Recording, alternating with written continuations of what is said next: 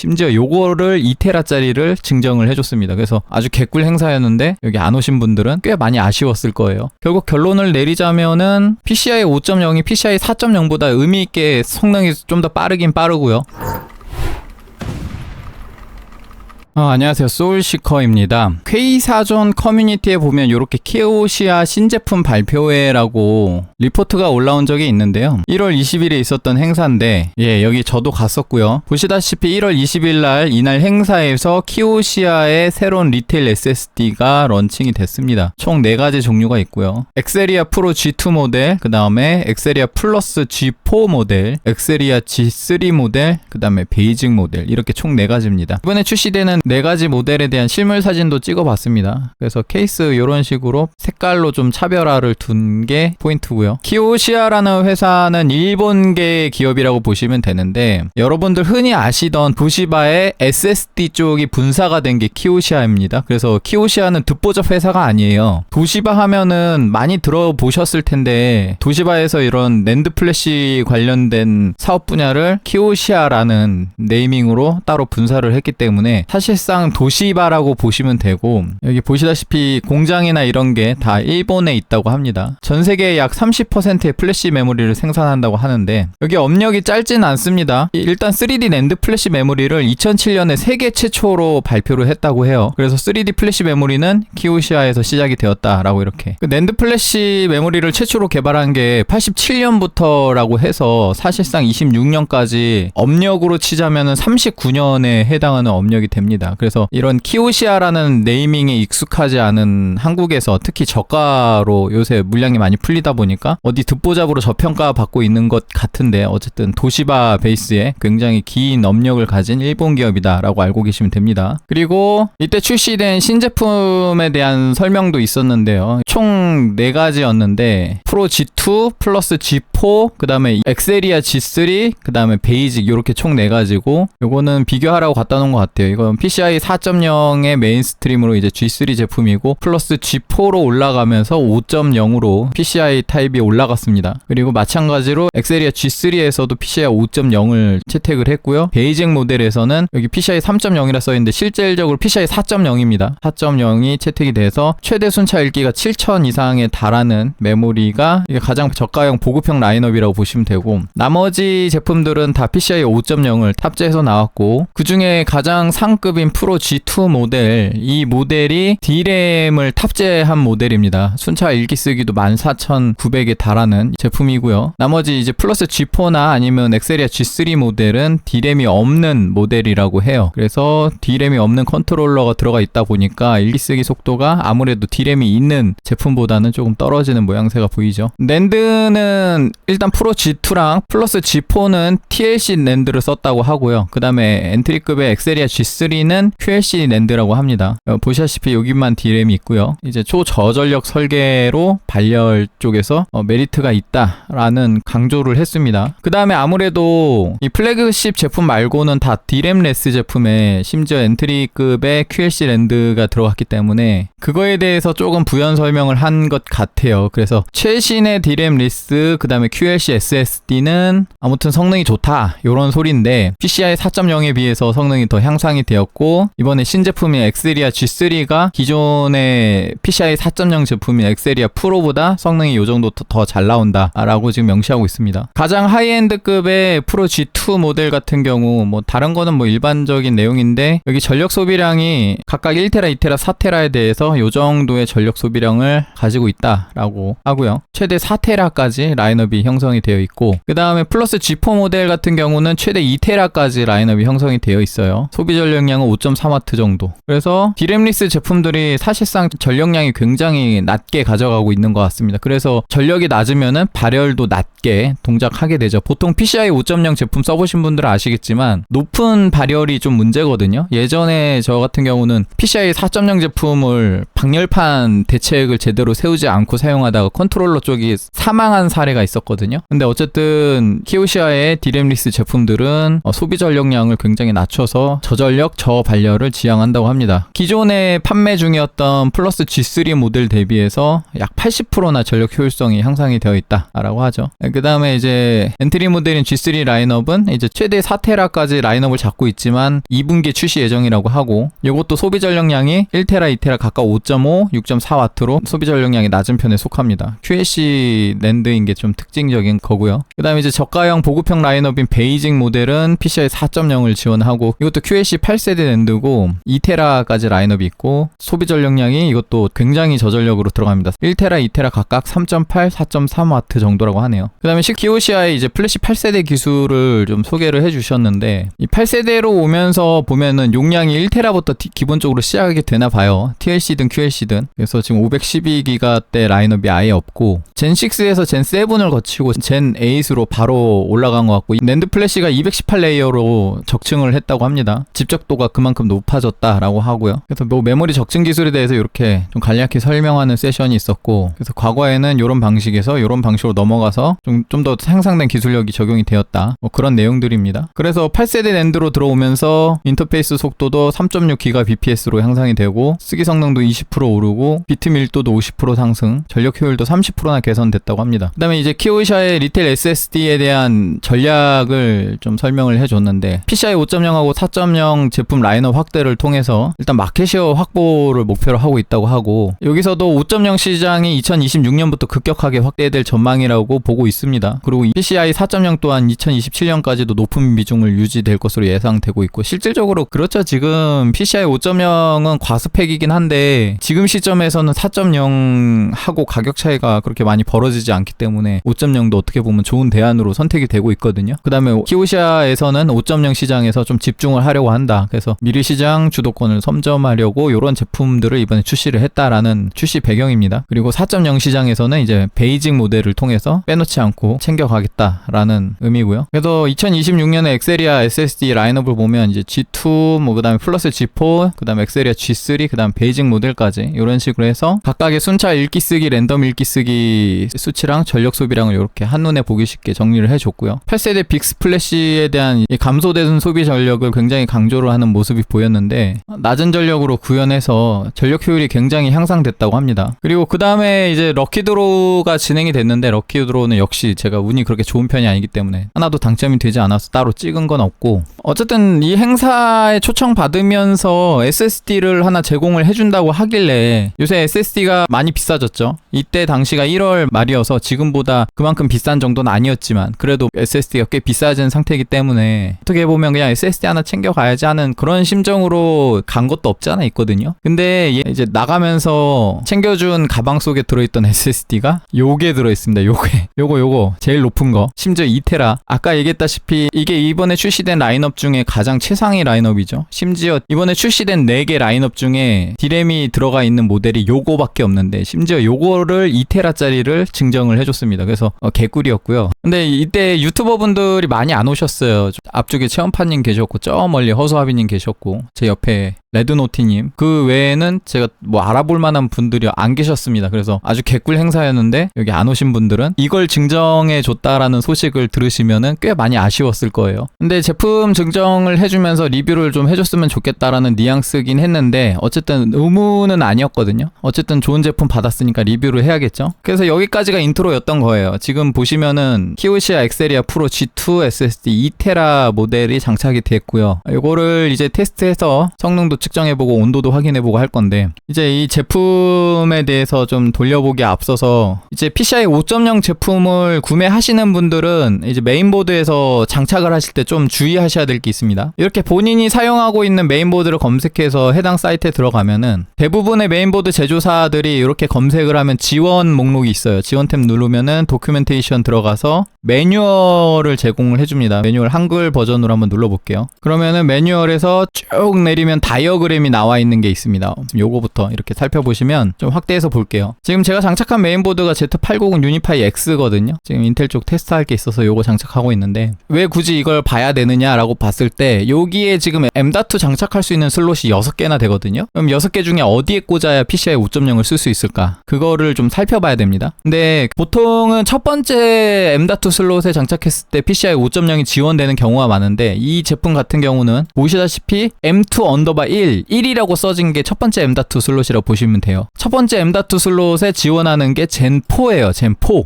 보시다시피. 그리고 두 번째 M.2 슬롯, 세 번째 슬롯까지도 젠4, 그 다음에 네 번째 M.2 슬롯이 먹스라 그래서 5.0하고 4.0하고 이렇게 걸쳐져 있죠. 이게 무슨 소리냐면 바이오스 설정에 따라서 5.0으로 쓸 수도 있고 4.0으로 쓸 수도 있는데 4.0으로 쓰는 경우에는 칩셋에 직결되는 거고, 그 다음에 5.0으로 쓰는 경우에는 CPU 직결의 PCI 5.0 레인 중에 4개를 끌어다 쓰는 건데 어디서 끌어다 쓰느냐면은 여기서 끌어다 쓰는 겁니다. 여기 16개 레인이 있는데 그 중에 이 16개 레인이 연결되어 있는 게 보면 그래픽 카드가 연결돼 있어요. 이 제품에 그래픽 카드에 PCI 5.0 슬롯이 2개가 있는데 이 메인 그래픽 카드 슬롯에서 하나만 장착하면 이 PCI 5.0 16개 레인을 다 쓸 수가 있습니다. 근데 만약에 그래픽카드를 2개를 장착을 하게 되면 첫 번째 그래픽카드 슬롯에 레인이 8개로 떨어지면서 그러면 여기 16개에서 8개 빼면 8개가 남죠. 그 8개가 욜로 동작을 하는 거예요. 여기로. 근데 만약에 M.2까지 여기다 써버리면은 여기서 4개를 갖다 써야 된단 말이야. 그렇기 때문에 여기서 4개 갖다 쓰면은 당연히 또 얘가 8개로 떨어지고 그 다음에 이거를 꽂으면은 얘가 8개로 동작하는 게 아니라 4개로 동작해요. 그래서 정리하자면 그래픽카드를 하나만 꽂으면 16개를 모두 쓰고 그 다음에 이 M.2_4를 꽂아서 5.0으로 쓰던 아니면 서브 그래픽카드를 꼽던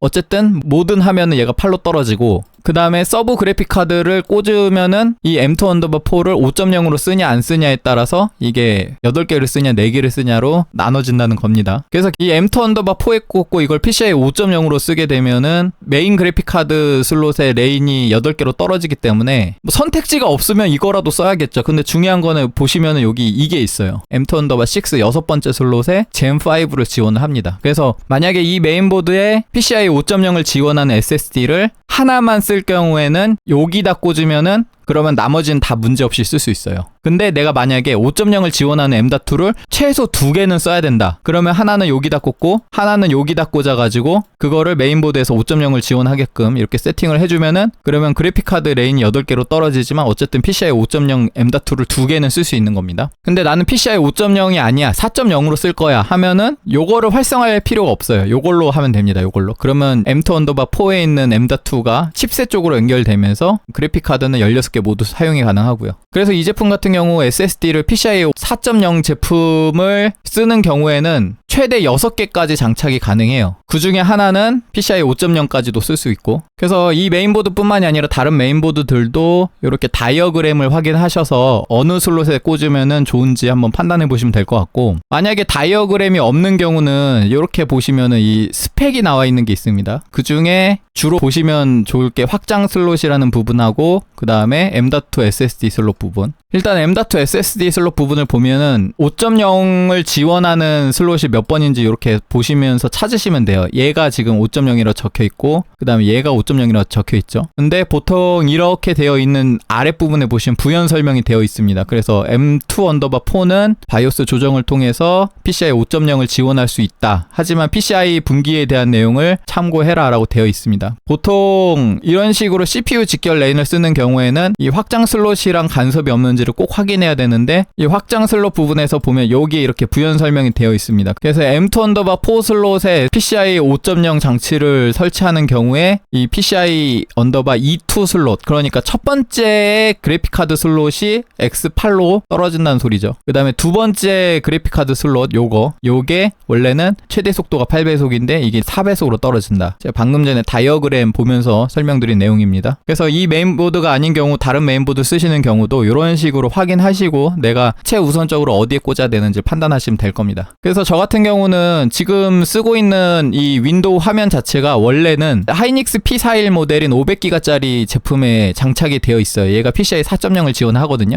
얘가 첫 번째 M.2 슬롯에 장착이 되어 있었습니다. 근데 얘가 방금 전에 보셨다시피 PCI 4.0 슬롯을 지원을 하죠. 5.0이 아니죠. 그래서 얘 그대로 냅두고 PCI 5.0을 지원하는 6번째 슬롯에다가 장착을 했고요. 이 메인보드 기준으로 6번째 슬롯이 여기에요. 메모리 오른쪽에 이렇게 M.2 슬롯이 있습니다. 방열판도 있고요. 그래서 지금 이렇게 장착하고 방열판은 원래 메인보드에서 제공해주는 방열판을 쓴 상태입니다. 이걸로 발열 커버가 되는지 한번 보고 만약에 발열 커버가 안 되면은 액티브 쿨링이 가능한 M.2 방열판이 따로 있으니까 그걸로 한번 살펴보도록 할게요. 그래서 지금 키오시아 제품이 장착된 위치가 6번째 슬롯이고 PCIe 5.0 지원을 하는 곳에다 장착이 되어 있다. 자, 그러면은 SSD를 이렇게 처음 장착하게 보시다시피 이렇게 드라이브가 안 나올 수가 있어요. 이거는 P41을 제가 파티션 분할해 놓은 거고 새로운 볼륨이 잡혀야 되는데 지금 안 나오죠. 그럴 경우에 여러분들은 여기 검색에 제어판 이렇게 하시면은 제어판을 누르고 그리고 나서 윈도우즈 툴스라는 옵션에 들어갑니다. 아니면 보통 한글로 관리 도구라고 적혀 있어요. 거기에 제일 밑으로 내리면 컴퓨터 관리라는 옵션이 있는데 여기에 보면 디스크 관리라는 옵션이 있고 이렇게 디스크 초기화가 안 되어 있는 게 있는 경우에 초기화하라고 이렇게 뜹니다. 잠깐 취소를 누르고 보면 이게 제가 M.2 6번째 슬롯에 장착한 키오시아의 2테라 제품이에요. 그래서 보시다시피 지금 초기화가 안 된 상태로 이렇게 잡히죠. 그러면은 여기 이렇게 클릭해서 여기서 마우스 오른쪽 누르면 디스크 초기화라고 있습니다. 요거 한번 해주고요. 그리고 대부분 최신의 대용량 버전에서는 GPT 요걸로 그냥 하시면 됩니다. 좀 구형 윈도우를 쓰시는 경우에는 이 GPT 파티션 인식이 안 될 수 있으니까 그 경우는 MBR로 하시면 되고 대부분 최신 PC에서는 GPT로 하시면 됩니다. 그래서 요거를 확인 누르면 그러면 이런 식으로 할당되지 않음이라고 나오죠. 아직 끝나지 않았어요. 여기를 클릭하고 마우스 오른쪽 누른 다음에 새 단순 볼륨 누르고 다음 그 다음에 용량 이렇게 나오죠. 다음 드라이브 할당 문자를 뭘로 할 거냐 지금 할당된 거 말고 비어있는 걸로 나와요. 저 같은 경우는 F로 한번 해보고요. 다음 누르고 파일 시스템을 뭘로 할 거냐라고 되어 있는데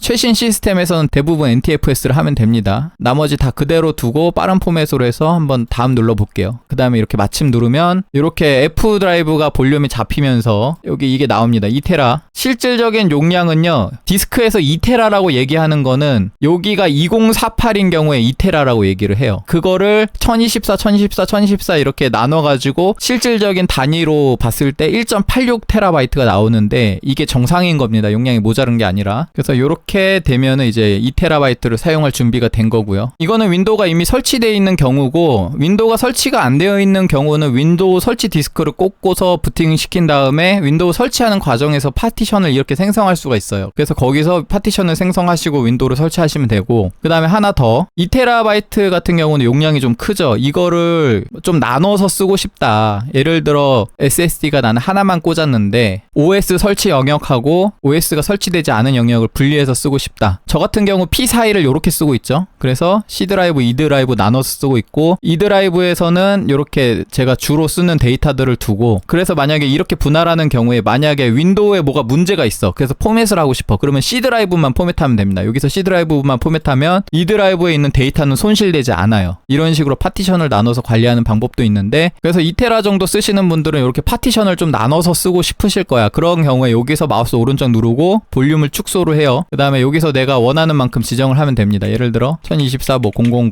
이렇게 해서 축소 버튼 누르면 907GB로 줄었죠? 그 다음에 여기 할당되지 않은 1TB가 있습니다. 요거를 다시 볼륨을 만들어줘요. 아까처럼. 그래서 이렇게 만들면 마침. 그러면 내가 장착한 2TB에 지금 D 드라이브하고 F 드라이브 두 개가 만들어진 겁니다. 그래서 D 드라이브, F 드라이브 이렇게 두 개가 새로 장착한 키오시아 2테라 제품의 볼륨으로 이렇게 분할이 된 거예요. 그 다음에 나는 이게 필요 없다 그러면은 여기서 볼륨을 삭제를 하면 되는데 보통 볼륨 삭제를 하는 경우에 데이터가 날아갑니다. 그래서 얘 이렇게 누르면 다시 이게 할당되지 않은 걸로 바뀌고요. 그래서 이렇게 파티션 나누는 방법도 있고 그 다음에 디스크가 만약에 꼬인 경우에는 CMD 창을 열어서 관리자 권한으로 실행을 시키면 디스크 파트라는 명령어가 있습니다. 요거 들어가면은 이 디스크 파트에서 이렇게 명령어들이 여러 가지가 있습니다. 이 명령어들 중에 보통 리스크 디스크 하면은 디스크 리스트가 뜨고요. 보면은 디스크 0번이 키오시아 SSD죠. 그러면 셀 해가지고 디스크 0번 이렇게 하면 0번 디스크가 선택이 되고 일단 지금 디스크 0번이 선택되어 있는 상태니까 요게 만약에 뭔가 내용이 꼬였다. 포맷도 안 되고 뭐 접근도 안 되고 한다 그러면 여기서 디스크 0번을 선택된 상태에서 이렇게 클린해버리면은 디스크를 완전히 정리해버려요. 없어졌죠 지금 여기. 그래서 다시 제어판에서 보면 다시 디스크 초기화하라고 뜨죠. 이제 초기화 되지도 않은 상태로 이렇게 원복이 됩니다. 그래서 보통 디스크가 뭐가 꼬였다 하면은 이 디스크 파트에서 뭐 이러저러한 것들을 시도해 볼 수 있는데, 일단 뭐 소개는 드리는데 이 디스크 파트라는 명령어는 여러분들 좀 많이 알고 수행을 하셔야 돼요. 잘못하면은 현재 윈도우가 설치가 되어 있는 파티션을 날려버리는 수도 있기 때문에 이 디스크 파트라는 거는 굉장히 파워풀한 디스크 관리 어플리케이션이라고 보시면 됩니다. 아무튼 여기까지 설명드리고 다시 초기화 볼륨을 최대로 만들게요. 자, 그럼 D 드라이브에 2TB 잡혔고요. 사설이 길었는데 크리스탈 디스크 마크부터 돌려볼게요. 이렇게 D 드라이브 선택하고 한번 돌려보도록 하겠습니다. 야, 이거 성능이 왜 이러지? 이게 좀 불안하긴 했거든요. 요렇게 나오면 안 되는데, 키오시아 드라이브로 검색해서 SSD 드라이브 들어가서 여기 제품 선택해주고 보면 유틸리티 매니지먼트 소프트웨어를 한번 다운로드 받아볼게요. 유틸리티 다운로드, 여기 다운로드 파일이 있습니다. 동의 내용을 쭉 내려서 동의합니다. 클릭, 다운로드. 설치하려는데 한국어가 없네요. 영어로 그냥 한번 설치해 보겠습니다. 그럼 이렇게 SSD 유틸리티가 생겨서 클릭하면 이렇게 나오고요. 한번 찾아보자. 펌웨어 업데이트. 업데이트 안 되네. 업투데이트 최신이라고 하고요. 그러면 펌웨어 이슈도 아니고, 쭉 살펴봤는데 이걸로 할 수 있는 거 없어 보이고, 요거 인터페이스 쪽에 요게 문제 같은데 여기서도 1.0으로 지금 연결이 됐다고 나오고 있죠. 인터페이스 커넥션이 최적의 스피드로 작동하고 있지 않다. PCIe SSD 설치된 걸 한번 확인해 보라 하는데, 일단은 설치 위치는 방금 전에 매뉴얼까지 보면서 장착을 했죠. 그럼 바이오스 문제일 수 있으니까 바이오스에 들어가 볼게요. 여기 M2_6 젠 모드 요거를 젠 5로 바꾸겠습니다. 저장하고 나가기. 부팅됐고 다시 한번 살펴보면 여전히 이렇게 돼 있네요. 성능 테스트 다시 한번 돌려보고 여전하죠. 일단 종료를 하고요. 이제 PCIe 5.0으로 복구가 됐습니다. 제어판의 전원 옵션에서 이거를 고성능으로 한번 돌리고 나서 돌렸을 때 이게 복구가 돼서 균형 조정으로 다시 원복해 봤거든요. 원복했는데도 이게 계속 유지가 되더라고요. 왠지 모르겠는데, 보통 전원 옵션에서 설정 들어가면 고급 전원 관리 옵션에서 여기 PCI 익스프레스에서 여기 전원 관리 옵션이 있거든요. 요거를 해제를 해놓고 돌리면은 이제 PCI 익스프레스 전원 관리 관련해서 지금까지 쓰지 않고 있던 6번 M.2 슬롯 쪽에 전원이 굉장히 소량 공급이 되다가 이제서야 M.2가 장착이 된 걸로 인지를 하고 있는 것 같은데, 어쨌든 이거 한번 뚫리니까 균형 옵션으로 다시 원복시켰는데도 불구하고 이게 지속적으로 제대로 나오고 있고요. 제가 테스트로 한번 돌려봤는데 크리스탈 디스크 마크를 이렇게 돌리면은 이렇게 다 돌아갔는데 이게 스펙보다 조금 낮은 성능이 나오더라고요. 12,000 정도의 읽기 쓰기 성능이 나오는데 이게 왜 그런가 좀 찾아봤는데, 지금 에로레이크에서 PCIe 5.0의 병목이 있다네요. 그래서 약속도가 약 12,000MB/s로 제한이 된다고 합니다. 그래서 14,000대 성능이 나오는 SSD 같은 경우 12,000대까지 속도 제한이 걸린다 하네요. 공교롭게 오늘 제가 녹화하는 PC가 에로레이크 PC여가지고, 그래서 어쨌든 에로레이크 시스템 기준으로는 어쨌든 이 성능 자체는 제대로 나오고 있다라고 표현해야 될지 모르겠는데, 아무튼 애시당초에 병목이 있다 그러니까 제대로 나오고 있는 것 같고요. 근데 크리스탈 디스크 마크는 사실상 체감이 별로 안 되죠. 요거 말고 역시 SSD 리뷰는 나레온 더티 테스트를 돌려봐야죠. 이거 D 드라이브 설정을 하고 2TB 이렇게 잡혔고요. 어차피 OS가 설치되어 있는 디스크가 아니기 때문에 남길 용량 상관없이 바로 시작하도록 하겠습니다. 시작. 자, 나레온 테스트 다 돌아갔는데 일단 보시면 거의 80% 지점까지도 성능이 떨어지지 않고 유지가 되는 게 보이고요. 근데 이제 80% 지점을 넘어가면서부터 성능이 떨어지는데, 근데 이것도 나쁘지 않은 게 지금 쭉 보시면은 대체로 2000에서 3000 사이의 속도가 지속적으로 유지가 된 게 보입니다. 그래서 이 정도 속도면은 일단 나쁘지 않게 사용할 수 있을 것 같고요. 그 다음에 25.6기가 정도 되는 파일을 제가 준비를 했고, 요거를 복사해서 붙여넣기. 그러면 속도가 잘 나오죠. 계속 붙여넣기 해보겠습니다. 여기 아래 남은 사용량 표시되게 해놨고, 이거를 전체로 하면은 이게 128기가, 대략적으로 속도가 3기가 정도 유지가 되고 있고요. 이거를 다시 다 선택해서 282기가, 초당 3기가 초반대 속도를 유지하고 있어요. 근데 지금 이제 막 속도가 1기가대로 확 떨어졌습니다. 지금 용량이 1.46TB 정도 남은 상태. 계산을 해보니까 아까 나레온 테스트처럼 80% 넘는 지점을 지나가니까 이제 3기가대에서 1기가대로 이제 속도가 하락한 걸 보입니다. 근데 일단 1기가대 속도도 나쁘진 않아요. 일단 좀 더 살펴보겠습니다. 보시다시피 속도가 한 번씩 튀면서 회복이 됐다가 다시 1기가대로 가라앉는 모양새가 보이는데, 어쨌든 초당 1기가는 유지하는 모양새가 계속 나옵니다. 자, 이제 1.31테라 정도 남았는데 총 564기가를 복사해서 붙여넣기 해보겠습니다. 스타트를 3기가로 해서 점점점 1기가대로 떨어지고 있어요. 1기가로 떨어져서 이제 속도가 유지가 될 것 같은데 한번 지켜보도록 하겠습니다. 자, 500기가 복사가 거의 끝나가는데 초당 1GB 유지가 되고 있어요. 지금 디스크 여유 공간이 830기가 정도, 대략적으로 디스크 용량이 한 44% 정도 남았는데 초당 1기가 정도 유지가 되고 있고, 자, 이제 여유 공간이 777기가 정도 남았습니다. 그러면 이렇게 770기가를 복사 붙여넣기 하면 이제 여유 공간이 한 41% 정도 남았거든요. 이거 마저 채워볼게요.